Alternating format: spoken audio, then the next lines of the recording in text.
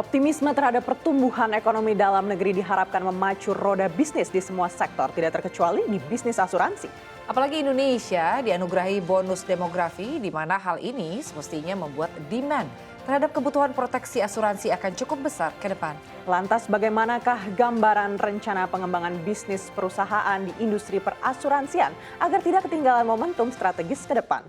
Selengkapnya akan kami ulas bersama dalam Road to CNBC Indonesia Awards 2022, The Best Insurance Companies, ketangguhan industri perasuransian hadapi efek ketidakpastian global.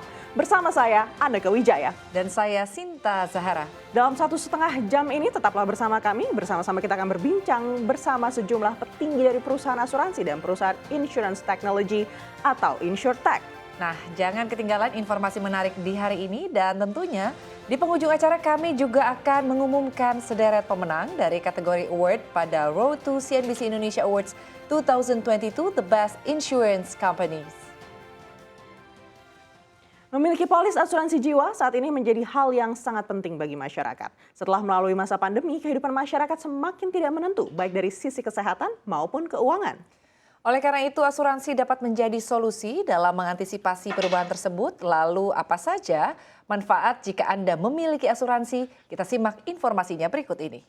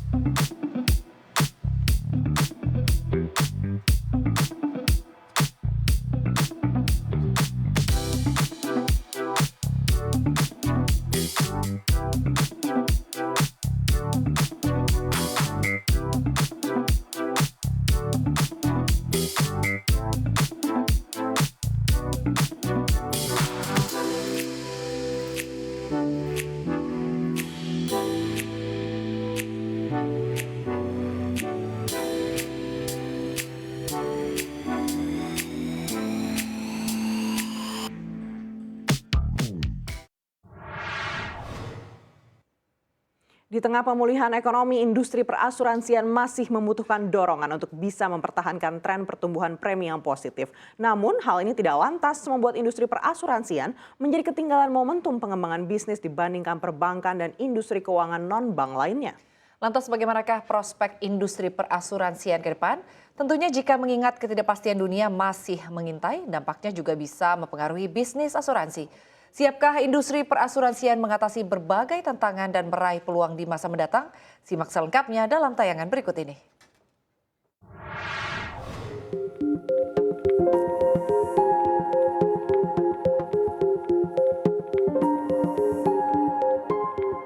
Otoritas Jasa Keuangan mencatat aktivitas penghimpunan premi di industri perasuransian hingga September 2022 terpantau relatif stabil dibandingkan bulan sebelumnya.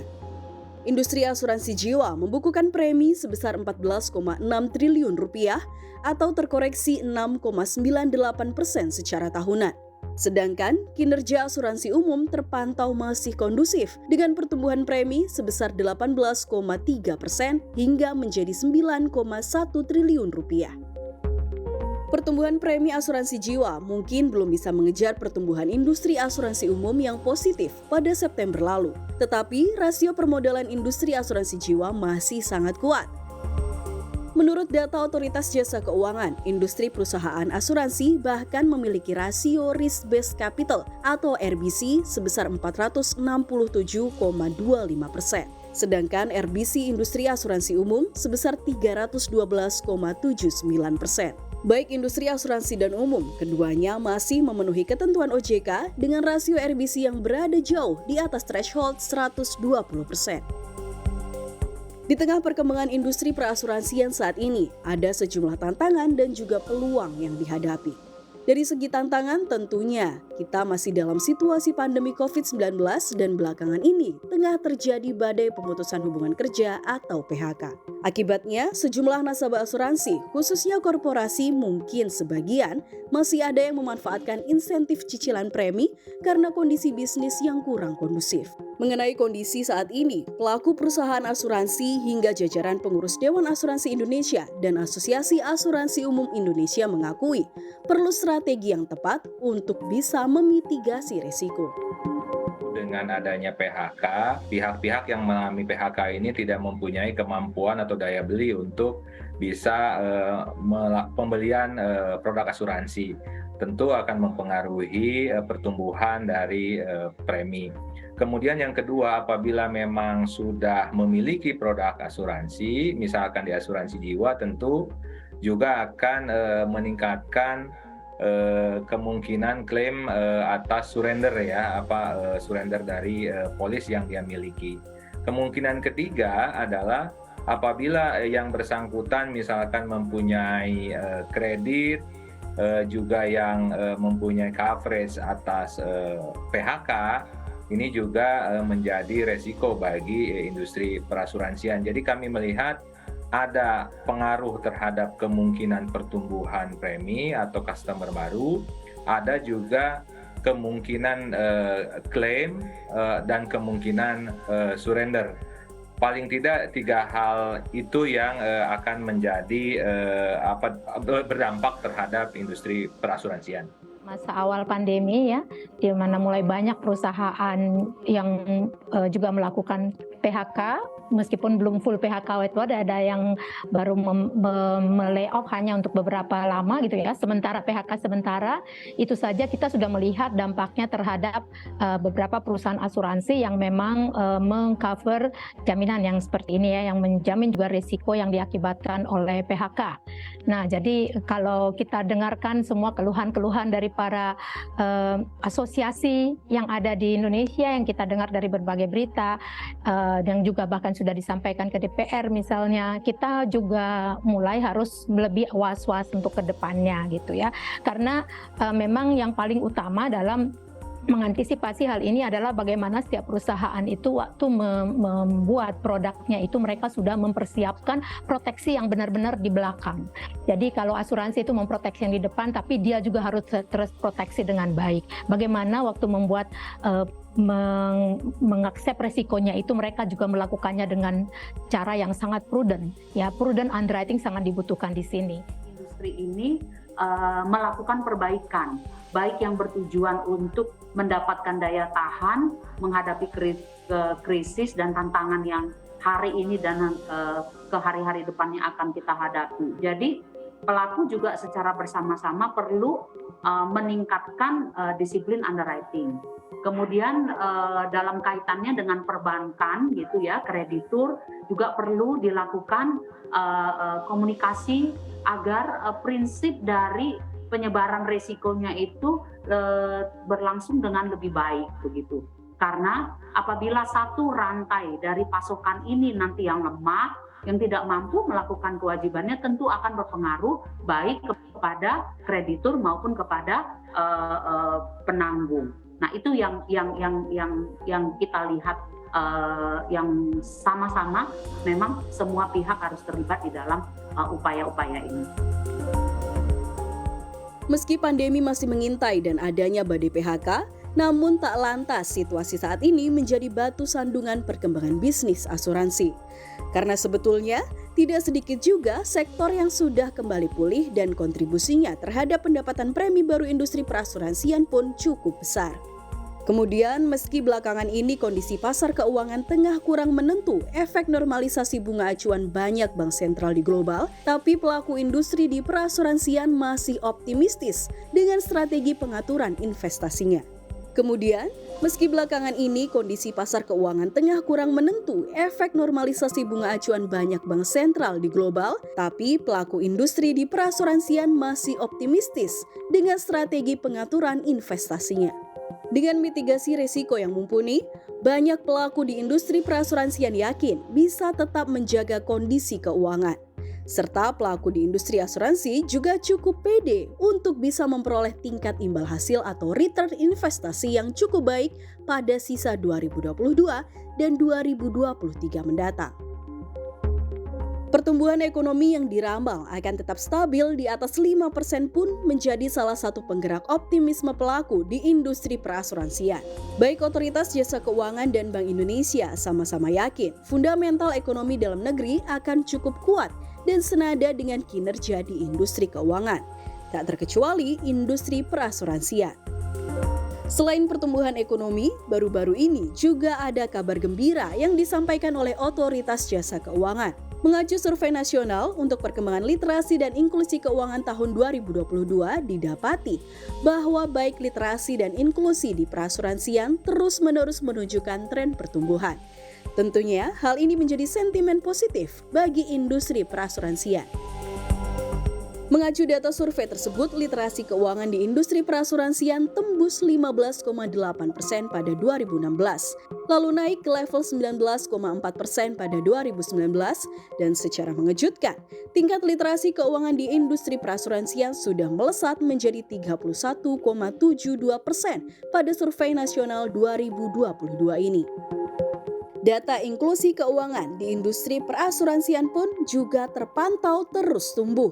Jika pada 2016 lalu baru mencapai 12,01%, pada 2019 sebesar 13,15%. Kini, posisi inklusi keuangan di industri perasuransian sukses meningkat menjadi 16,63%. Tren peningkatan literasi dan inklusi keuangan ini diharapkan bisa menjadi bekal pertumbuhan industri perasuransian. Dengan semakin banyak masyarakat yang mengenal dan melek asuransi, harapannya demand untuk proteksi asuransi ke depan akan meningkat pula. Tak hanya itu, pertumbuhan jumlah pemegang polis juga diharap terus merangkak naik. Namun jika berbicara untuk peluang menggait lebih banyak masyarakat untuk mulai berasuransi, tetap ya ingat ada sejumlah aspek penting yang perlu diperhatikan. Misalnya saja, perusahaan asuransi harus siap terus berinovasi dan adaptif, baik dalam mengembangkan produknya hingga pengembangan kanal pemasaran yang lebih terarah dan sesuai dengan perkembangan zaman. Baik dalam mengembangkan produknya hingga pengembangan kanal pemasaran yang lebih terarah dan sesuai dengan perkembangan zaman. Tak hanya itu, perusahaan asuransi juga perlu mencontoh industri perbankan yang tengah giat memacu layanan digitalnya. Selain untuk bisa menjaring nasabah-nasabah baru, pengembangan digitalisasi ini sejatinya sangat penting karena industri perasuransian juga bisa lebih efisien dan lebih cepat melayani nasabah atau pemegang polisnya. Tapi ingat, keamanan data nasabah atau pemegang polis tetap menjadi nomor satu, baik itu pemasaran asuransi secara offline maupun online.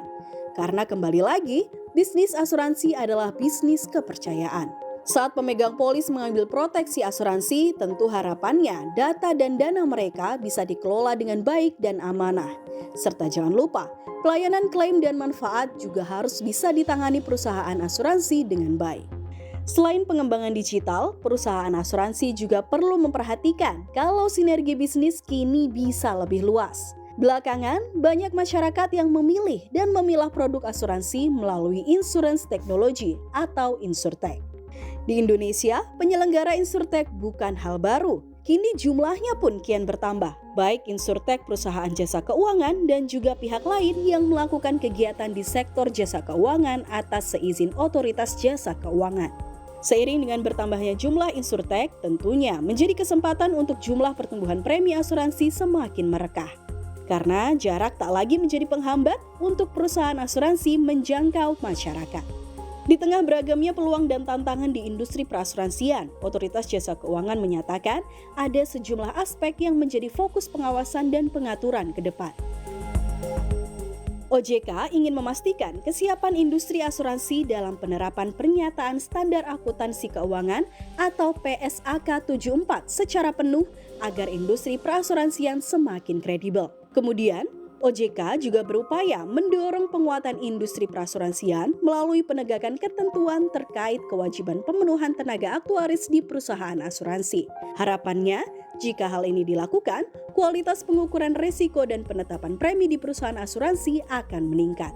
Selanjutnya, hal yang tak kalah penting, OJK juga berkomitmen terus mendorong perusahaan asuransi untuk melakukan monitoring terhadap kinerja tenaga pemasar ataupun agen asuransi. Khususnya dalam hal kewajiban untuk menyampaikan informasi kepada calon nasabah secara lengkap, benar dan jelas terkait manfaat dan resiko produk asuransi yang dibeli. Dengan berbagai rencana pengembangan tersebut, OJK optimistis industri perasuransian akan semakin tangguh. Tim redaksi CNBC Indonesia.